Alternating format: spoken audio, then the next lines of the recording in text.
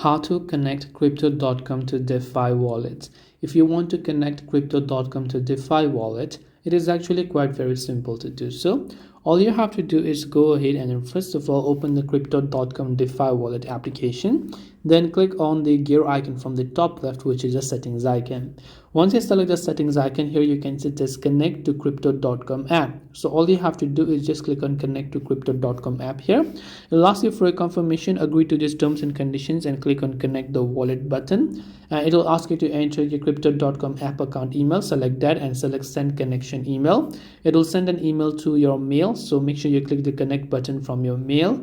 And once you have done that, it will ask you for an authentication connection. So go ahead and then basically enter your crypto.com's app passcode and click on continue. Then once done, you can authorize and launch DeFi Wallet, and just like that, your DeFi Wallet will be successfully connected to crypto.com.